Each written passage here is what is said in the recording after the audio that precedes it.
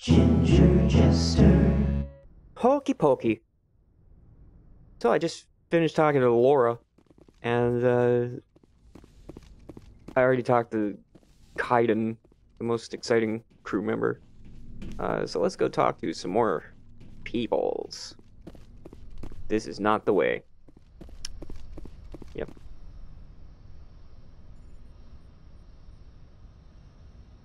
Still don't know your way around, Jesse Shepard.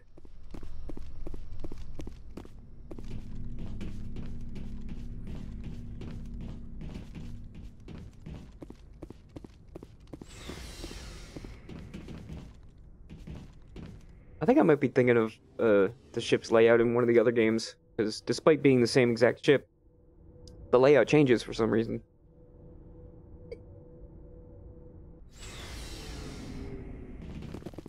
Although I think in one of them they explicitly have a reason.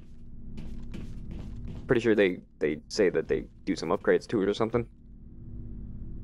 Shepard, what can I do for you? What can I do for you? What's your story, Rex? There's no story. Go ask the Quarian if you want stories. You Krogans live for centuries. Don't tell me you haven't had a few interesting adventures. Well, there was this one time the Turians almost wiped out our entire race. That was fun. I heard about that. You know, they almost did the same to us. It's not the same. It seems pretty much the same to me. So your people were infected with a genetic mutation? An infection that makes only a few in 1,000 children survive birth? And I suppose it's destroying your entire species? I suppose it isn't all the same. I don't expect you to understand, but don't compare humanity's fate with the Krogan. I was just making conversation. I wasn't trying to upset you. Your ignorance doesn't upset me, Shepard. As for the Krogan, I gave up on them long ago. The genophage infected us, but it's not what's killing us. Are your people really dying? We're sure not getting any stronger. We're too spread out. None of us are interested in staying in our own system. Lots of species have left their homes and prospered. But they go to colonize new worlds. We're not settlers. We're warriors. We want to fight. So we leave. Hire ourselves out. And most of us never go back. What can you tell me about the genophage? Ask the Solarians if you want details. They made it. All I know, it makes breeding nearly impossible. Thousands die in stillbirth, and most never get that far. Every Krogan is infected. Every one.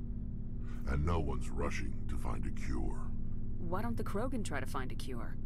When was the last time you saw a Krogan scientist? You ask a Krogan, would he rather find a cure for the genophage or fight for credits? He'll choose fighting every time. It's just who we are, Shepard. I can't change that. Nobody can. What can you tell me about the genophage? Oh, oops. Every Krogan is infected. So long, Rex. Shepard.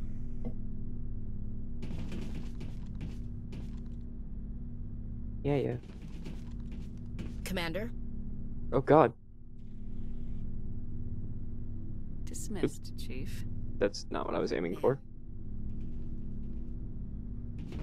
Commander? Do you have a few minutes to talk? One-on-one? Sure. I was hoping to get a minute of your time. Off the record. Is this duty-related, Chief? No, ma'am. Well, maybe. I know things are different aboard the Normandy, but, I'm concerned about the aliens. Vicarian and Rex. With all due respect, Commander, should they have full access to the ship? Batarian? Is that Garrus? Don't mince words, Chief. What's your concern? This is the most advanced ship in the Alliance Navy. I don't think we should give them free rein to poke around the vital systems. Engines, sensors, weapons.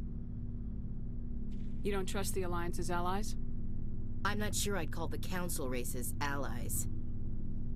We, humanity, I mean, have to learn to rely on ourselves. How do you get from relying on ourselves to mistreating our allies? I don't mean we should mistreat them, Commander. I just think we should be prepared to go it without them.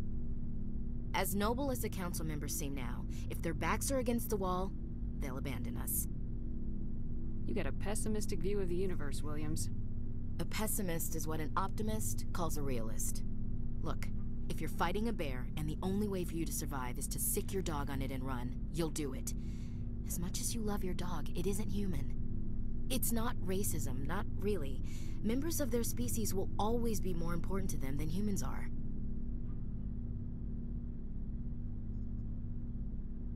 These seem like deeply held beliefs, Williams. What made you think this way? My family's defended the Alliance since it was founded. My father, grandfather, great-grandmother, they all picked up a rifle and swore the oath of service. I guess we just tend to think of Earth's interests as our own. Alright, I can see where your concerns are coming from, Williams. But this is a multilateral mission. You're gonna have to work with aliens, like it or not. It won't be a problem, Commander. You say jump, I say how high. You tell me to kiss a Turian, I'll ask which cheek. I'm glad there won't be a problem. Anything else you need, Commander? What's your opinion of the last mission? Not sure I buy Dr. Tassoni's story about her and her mom not talking. They're family, right? I'm not sure I believe it either. It's better to have her where we can see her. That makes sense. Too bad those ruins got destroyed. I mean, they lasted thousands of years. That's impressive. Dismissed, Chief. Ma'am. So, that absolutely is racism, by the way. I don't trust them because they're not humans. Yeah, that's racism. You're applying mistrust based on their race rather than based on who they are. I think it's a pretty...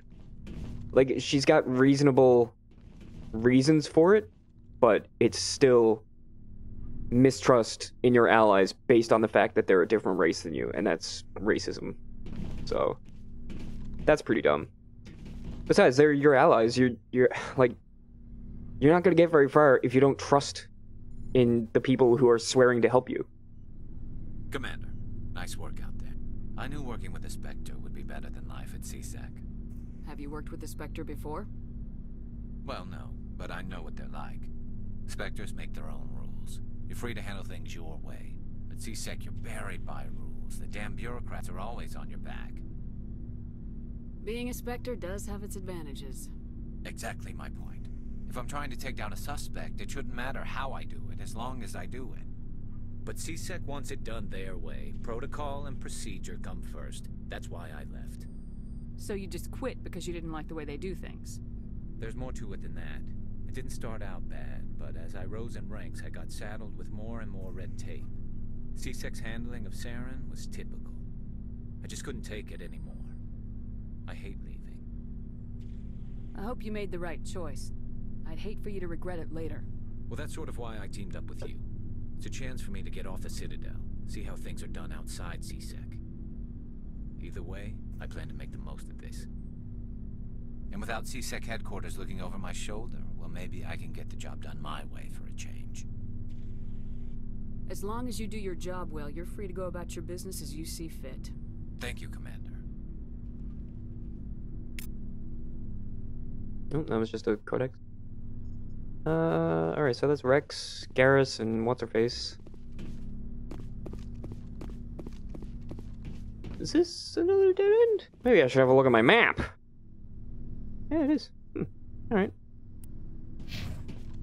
Again, I keep thinking that I'm going towards the engine bay.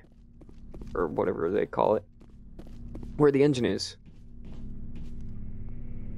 But, nope. So how do I get there? Deck 1, Deck 1, Deck 3. This is Deck 2.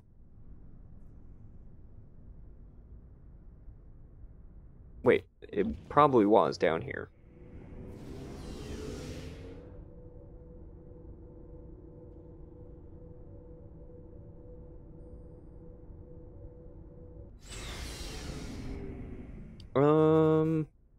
Engineering, yeah.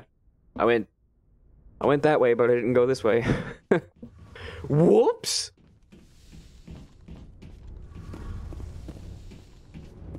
Thought I might be able to inspect those boxes or something. Hey, how's it going? I like your hat. Hey, Commander, you know that Quarian, Tally? She's been spending all her time down here asking me about our engines. I'll tell her to leave you alone. What? No, she's amazing. I wish my guys were half as smart as she is. Give her a month on board and she'll know more about our engines than I do. She's got a real knack for technology, that one. I can see why you wanted her to come along. Don't tell Ashley because, you know, she's racist. I figured she'd be a real asset to the team.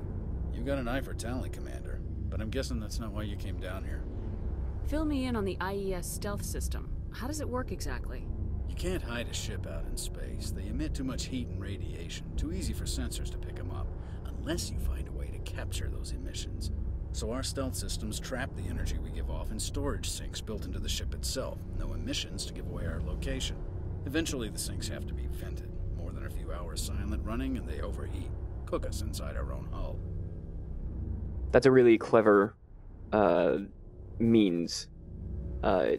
It's something that really stuck with me too, because a lot of sci-fi things do like cloaking devices so that their ship is invisible, but in Mass Effect they're like, no, your ship is so small that you'd have to be really close to each other to be able to actually see it. On top of the fact that, like, what are the chances of that? It's like 2 particles of dust in a football stadium running into each other. There's no way for anyone to detect us? A visual scan can still pick us up. Anyone looking out a window can see us plain as day. But you have to be pretty close to get an actual visual out in space. Most vessels rely on scanners. As long as the stealth systems are engaged, they can't see us. Not unless we accelerate to FTL speeds. Why doesn't it work with faster-than-light travel? Cranking up the FTL blue shifts our emissions, pushes them into frequencies too high to capture in the sinks. As soon as we make the jump, it's like setting off a flare. Sensors can pick up our location whenever we enter or exit FTL flight, but for short-range missions, our stealth systems are amazing, and we've got the only one. I want to know more about the Normandy. She's the best ship I've ever served on, probably the fastest vessel ever designed, and she's the only one using the new Tantalus drive core. What's so special about the Tantalus drive core? Proportionally, it's about twice the size of any other vessel. Not only are we faster, we can run at FTL speeds longer before we have to discharge the core. Where else have you served, Adams? If you name a class of Alliance ship, I've probably served on it. Everything from dreadnoughts and carriers right down to frigates like the Normandy. My last assignment was on the Tokyo, only a cruiser, but she was a good ship. Couldn't hold a candle to the Normandy, though. Carry on, Adams. Aye, aye, Commander. Inspecting things. Hello, favorite. Your ship's amazing, Shepard. I've never seen a drive core like this before. I can't believe you were able to fit it into a ship this small.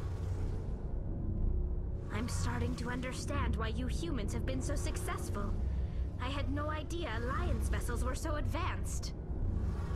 The Normandy's a prototype, cutting-edge technology. A month ago, I was patching a makeshift fuel line into a converted tug ship in the flotilla.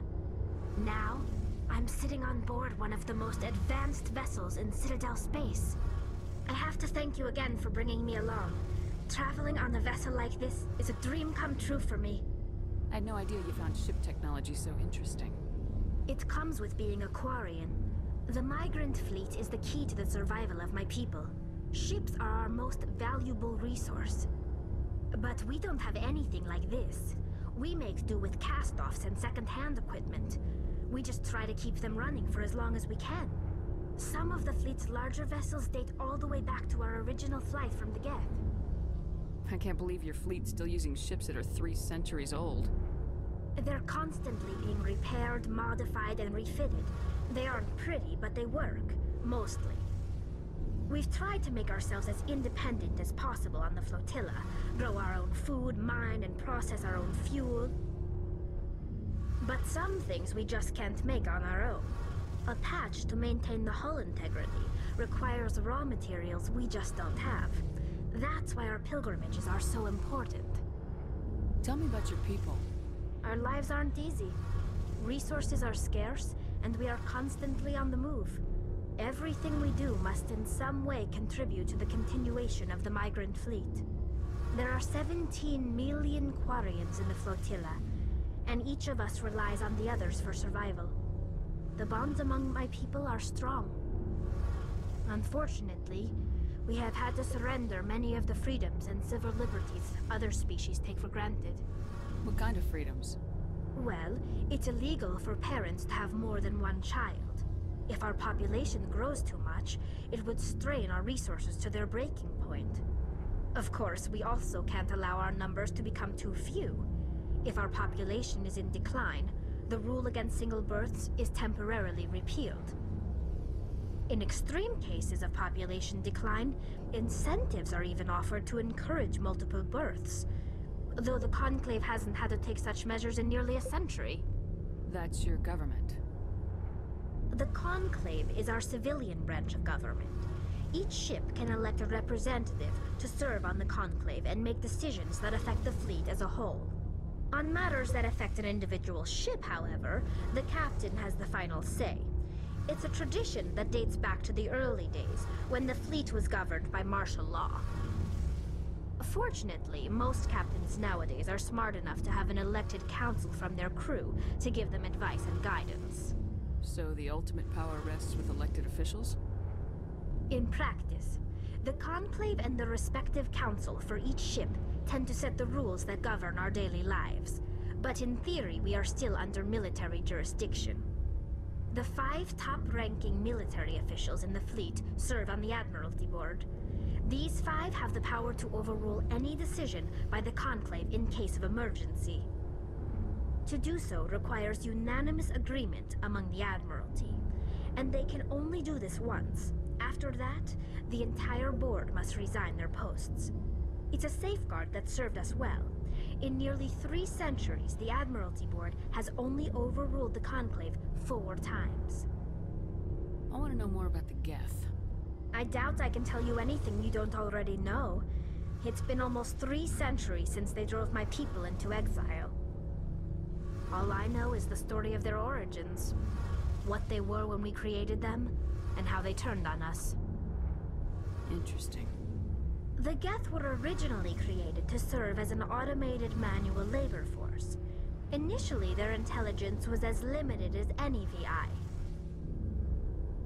Over time, we made small modifications to their programming to allow them to perform more varied and complex tasks, bringing them closer and closer to true AI status. How come the Council didn't step in and stop you? This wasn't true AI research. We may have been skirting the bounds of the law, but we never did anything that was actually illegal. The changes were so insignificant, so gradual, that we were able to control them. Or so we thought. But one thing we underestimated was the power of the neural network. 1 million Geth thinking simultaneously created an inherently unstable matrix. So the Geth share brain power? Many of the Geth's logic systems were designed to work in concert with other nearby Geth. Basically, the more of them you have in a group, the smarter they are. So there's some sort of group consciousness? No, nothing like that. They cannot share sensory data or information. Their programming cannot handle that much simultaneous input. Each Geth maintains an individual awareness and identity. The neural network only operates on a process-based level. It's basically the synthetic equivalent of a subconscious. But when they're in close proximity, they can coordinate low-level functional processes, freeing up more capacity for original or independent thought. That doesn't make any sense. I'm probably oversimplifying. The Geth are incredibly advanced and complex creations. All you need to know is that they get smarter when they gather in large numbers. As we built more and more Geth, their effective intelligence became more sophisticated, more abstract. One day, a Geth began to ask its Quarian overseer questions about the nature of its existence. Am I alive? Why am I here? What is my purpose? As you can imagine, this caused a near panic among my people. What did you do? It was inevitable the newly sentient Geth would rebel against their situation. We knew they would rise up against us, so we acted first.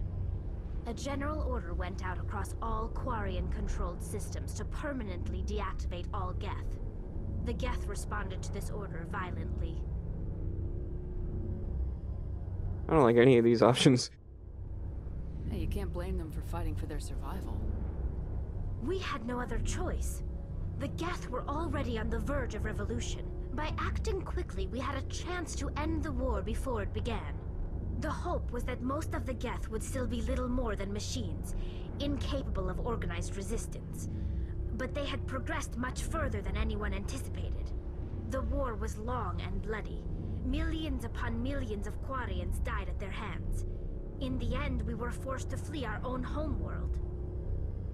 We feared the Geth would pursue us, but they never came beyond the Veil. Now we drift through space, exiles searching for a way to reclaim what was once ours.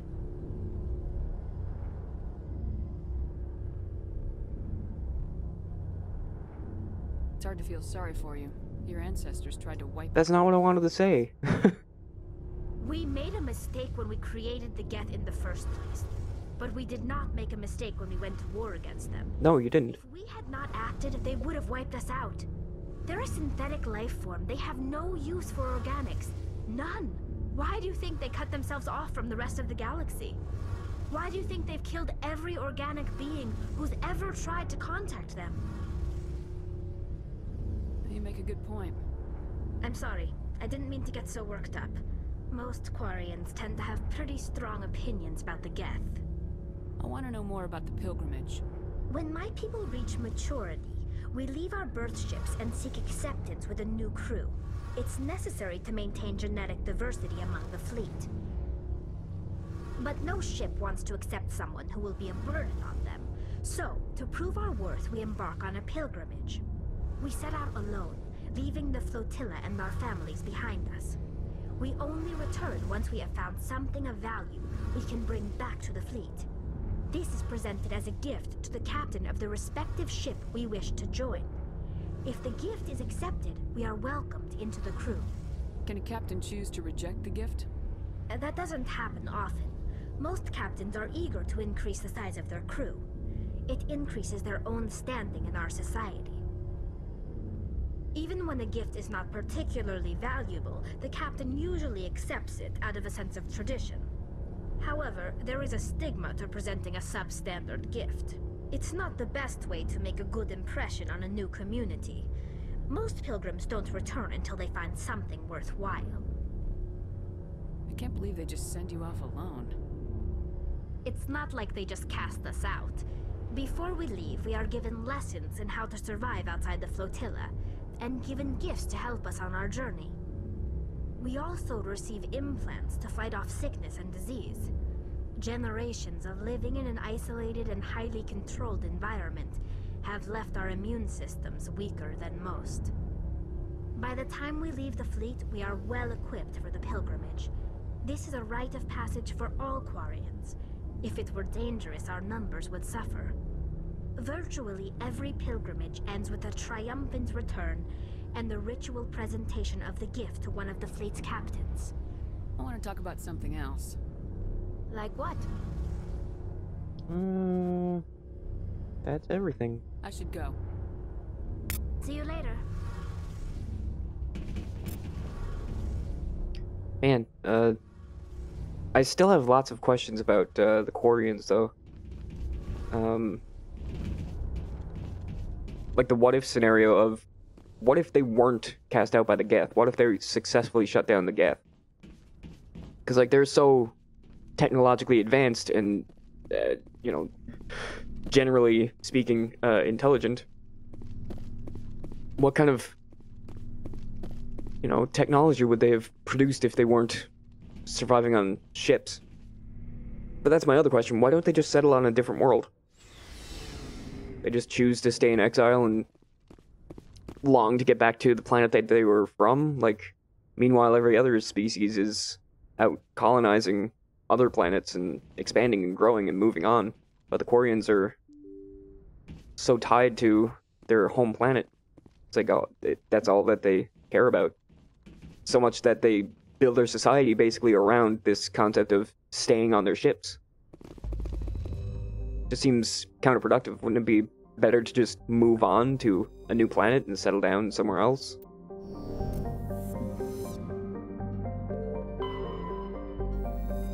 Alright, so I don't think there's another mission for me to do here. But that doesn't mean that there's not stuff. Oh, hey.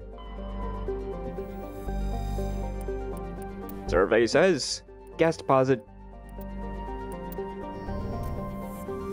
Alright. Armene. Okay. And what about the asteroid belts? Unknown.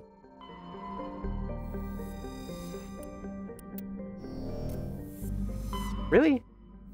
There's nothing on the metallic rich asteroid? Alright. How about you? How about you? Alright. Nothing. Alright, let's check out this one. Yeah.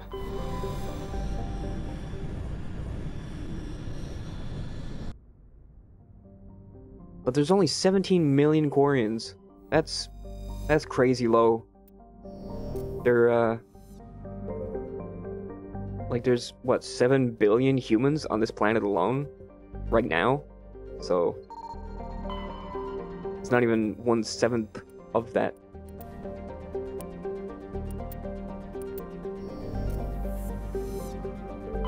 Commander, I'm picking up a signal from the planet's surface. It looks like an automated distress beacon.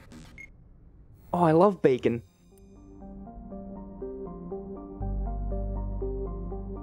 Idolus is a terrestrial planet with an atmosphere of carbon dioxide and nitrogen. Idolus' surface is covered by wide deserts of silicate sand, with only a few areas of igneous rock highlands to break the abrasive, dust-choked wind. Idolus' orbit is congested with debris thrown inward by the gravity of the gas giant Unta Malka. Due to a high rate of meteor impacts, exploration is highly dangerous. I will come back to that. I want to finish surveying, because that is exciting.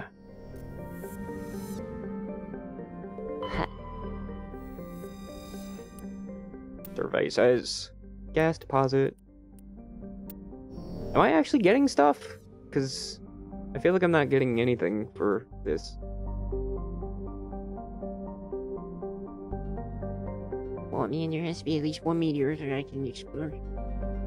No? No! Alright, how about this?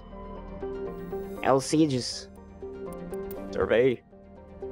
Scans from orbit have detected a small deposit of plutonium. Alright. And it was this one, right? Idolus. Yes. Sparta. Okay. So, yeah, okay, there it is. I got experience, money, journal, codex.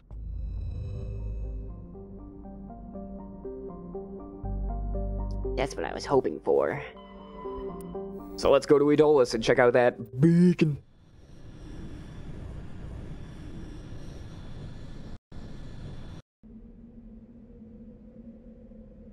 Oh boy, oh boy, oh boy, oh boy, oh boy, oh boy, oh boy, oh boy, oh boy. Tally! And Laura. Yeah.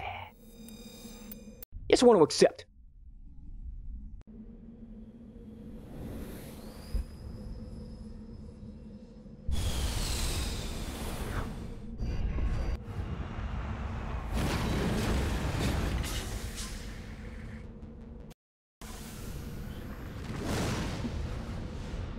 Alright.